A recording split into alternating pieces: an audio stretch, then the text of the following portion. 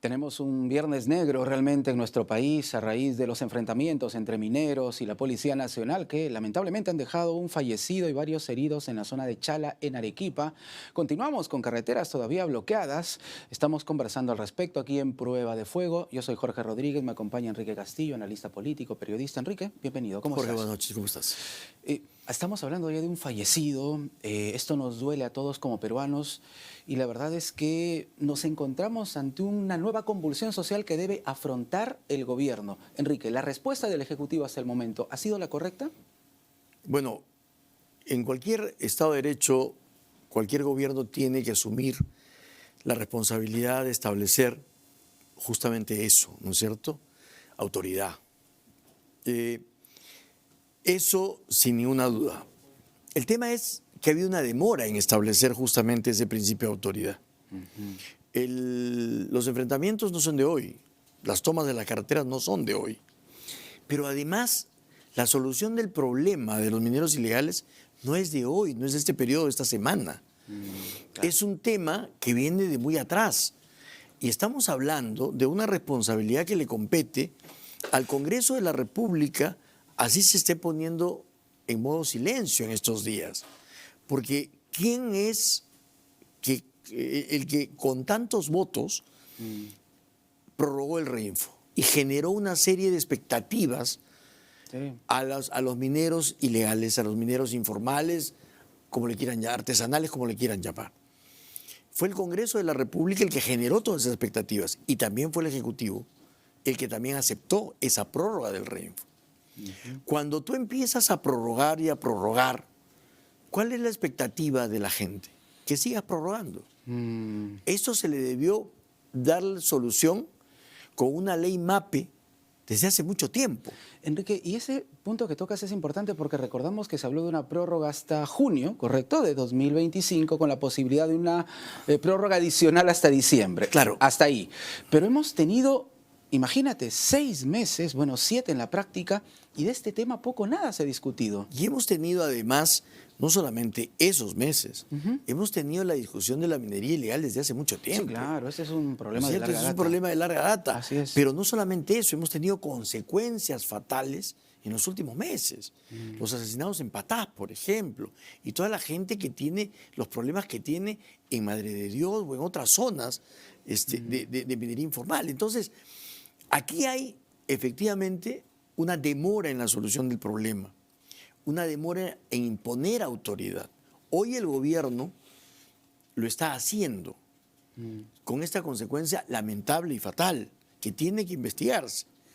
Porque justamente parte de los problemas que tenemos es que cuando suceden estos hechos no se investigan y se generaliza y se dice sí, toda la policía actúa así, cuando de repente es un mal efectivo o es producto de otra cosa. Se habla de represión policial, se generaliza y... Así es. Claro. Entonces, esas generalizaciones son malas. ¿Pero por qué? Porque de pronto o no se investiga o se investiga mal o se encubre a una persona o a un grupo de personas que son quizás las responsables. Pero aquí lo que tiene que haber además es un acompañamiento en el sentido de, como digo, el Congreso de la República. ¿Cómo es posible que en el Congreso, por ejemplo, hace pocos días, se haya pretendido por contrabando meter, ¿no es cierto?, en realidad todos los beneficios para los mineros ilegales en lo que se supone era un proyecto de ley MAPE? Claro, la ley MAPE Express que quisieron aprobar en la Comisión de Energía y Minas. Y no nos olvidamos, Enrique, que también Roberto Sánchez, el parlamentario, había propuesto un reinfo ampliado hasta el 2026. Hasta 2026. Todo el 2026. Exacto. Entonces, claro, cuando generas esas expectativas, lo que haces es empoderar a quienes deberían estar buscando cómo entrar a la parte legal, ¿no es cierto? Es decir, tenemos una cantidad de mineros que han tenido 4 o 5 años para poder formalizarse y que simplemente han abandonado esa parte y el gobierno ha tenido que sacarlos de ese registro. ¿Pero qué ocurrió en esos años? Y acá hay un tema bastante delicado, Enrique, porque por un lado tendríamos que hablar, claro, de mineros ilegales, ¿correcto? Pero separar con mucho cuidado a mineros artesanales, ¿no? Entonces es un tema bien, bien delicado. Es que esas generalizaciones son las que se complican. Sí. Y muchas veces justos pagan por pecadores, lamentablemente. Entonces se habla de los mineros ilegales y se mete a todos en un pozo. Cuando hay gente que sí ha estado haciendo los esfuerzos, son los menos, pero sí han estado haciendo los esfuerzos por poder legalizarse. Entonces, como te digo, cuando el gobierno no ha atendido durante mucho tiempo todo este tema de la minería ilegal, cuando no se han hecho los esfuerzos para esa legalización, cuando el Congreso ha generado expectativas a través de permanentes postergaciones de lo que debía haber sido el fin del Reinfo. Entonces lo que estás generando es justamente una enorme capacidad de presión de gente que vive alrededor de esto. Y eso lamentablemente genera esta situación. Claro, el Congreso lo que está mirando es un bolsón electoral.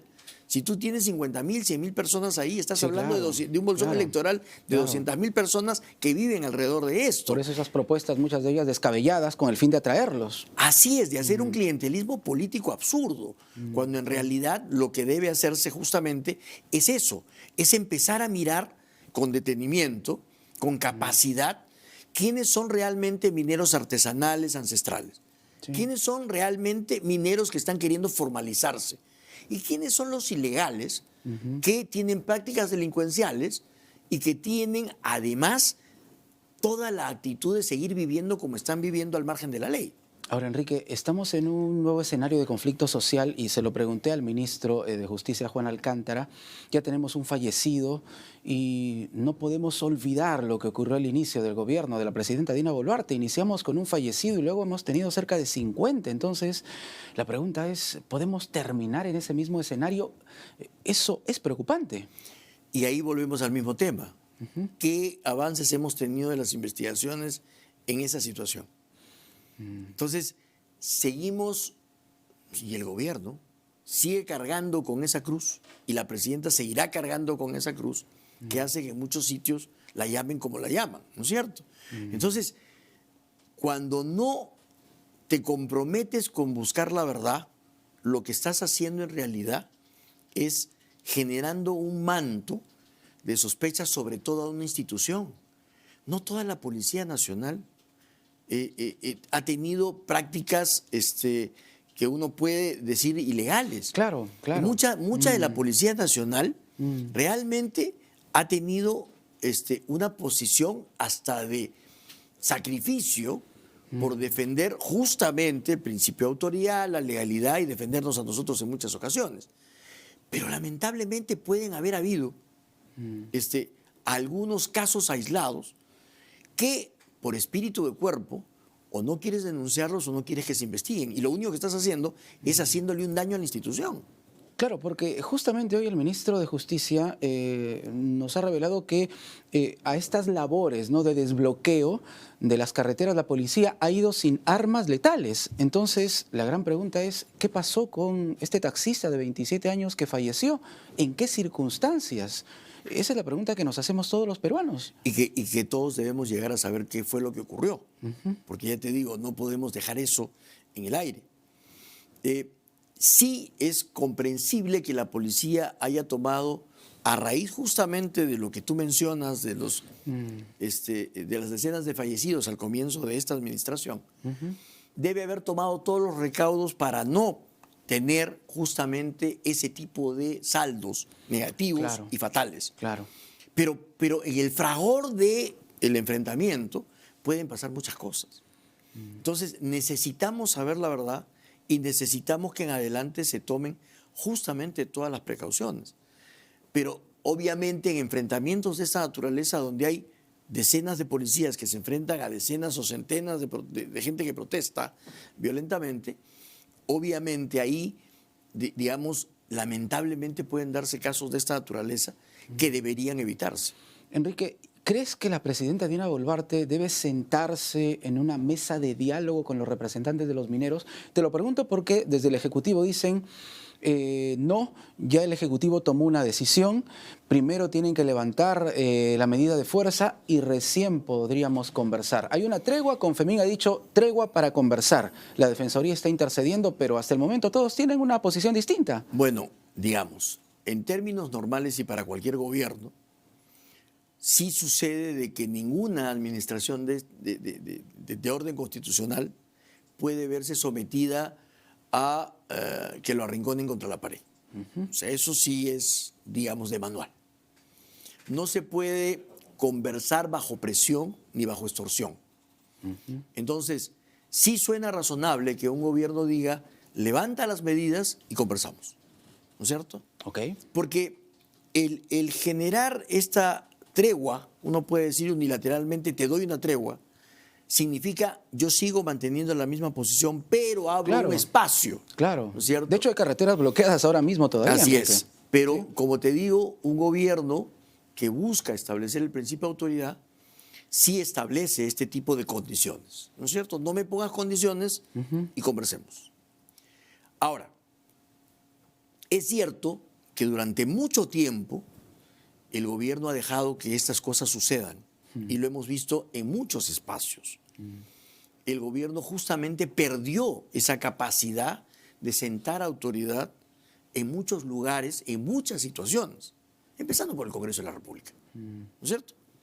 Entonces, cuando renuncias a eso y lo quieres recuperar, te cuesta mucho más. Te cuesta mucho más porque simplemente todos te han visto durante mucho tiempo como un gobierno débil, como un gobierno que ha aceptado, como hemos dicho, todas las leyes que el Congreso ha dado sin observarlas. Claro. Entonces, se ha ya visto que existe un gobierno débil. Y por eso el enfrentamiento que se da ahora con esta situación.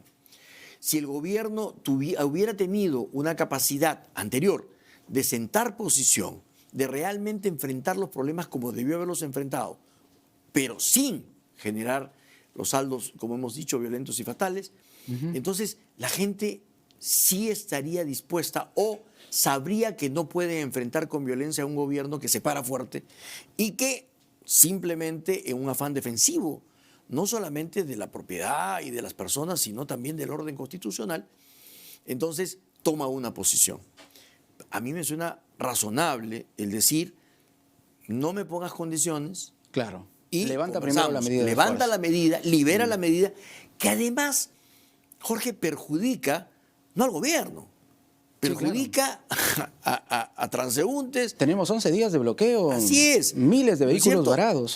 Personas y perjudica no solamente a los que están en las carreteras, sino a todos aquellos que viven del transporte, del turismo, del comercio, de todo. Sí, por ¿No es supuesto. cierto? Entonces, eso me suena razonable. Ahora, justamente debería ser una reacción de la Confederación de los Mineros el poder plantear esa posibilidad y decir, perfecto, yo levanto la medida, pero conversas conmigo. Y ahí se verá si el gobierno realmente tiene el deseo de conversar.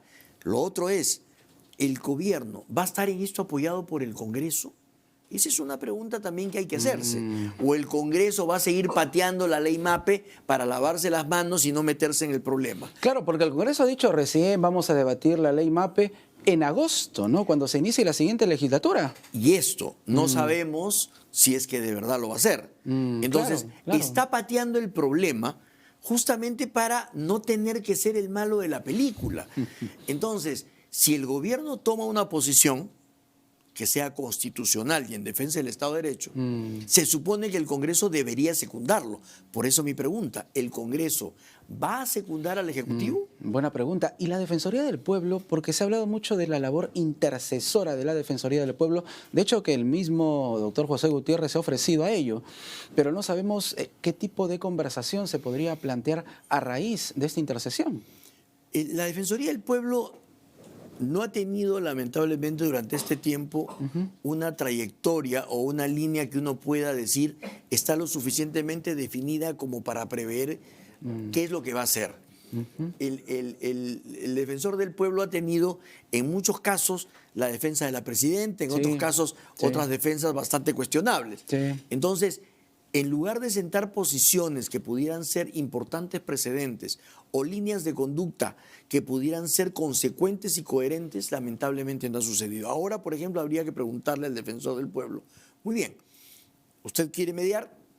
Me parece muy bien, porque todo esfuerzo para tratar de buscar encuentro de voluntades Sí, claro. es bueno. Hasta ahí todo bien. Hasta ahí todo bien, pero ¿cuál va a ser justamente la posición de la Defensoría con respecto a la defensa del Estado de Derecho o a la defensa justamente de los mineros que sí quieren formalizarse, que sí quieren vivir de la legalidad, que sí quieren tener una práctica que esté bien llevada? Sí, ¿No claro, es cierto? Pero claro. lamentablemente, como digo, ahí generalizando a un lado y generalizando al otro no ganamos nada.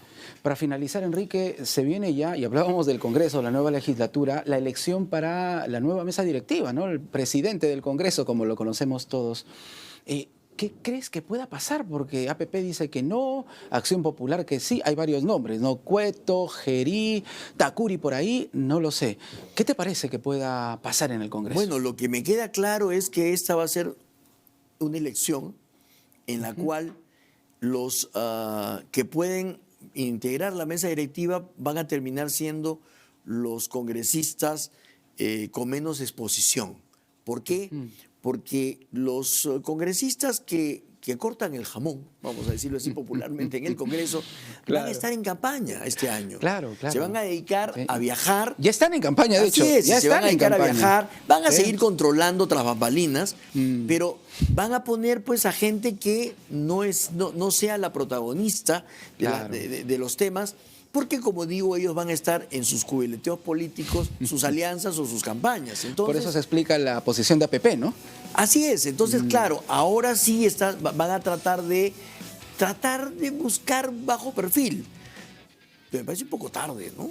Y lo otro es que sería bueno que cualquier persona que quiera postular a la mesa directiva tenga la capacidad de hacerlo sin tener cuestionamientos como los que algún congresista tiene de investigaciones, que por más que él diga que la Fiscalía lo exonera, ya son manchitas que no debería tener un postulante a la mesa directiva del Congreso. Hablamos del congresista Gerí, en este caso. En este caso, por ejemplo. Ok. ¿No?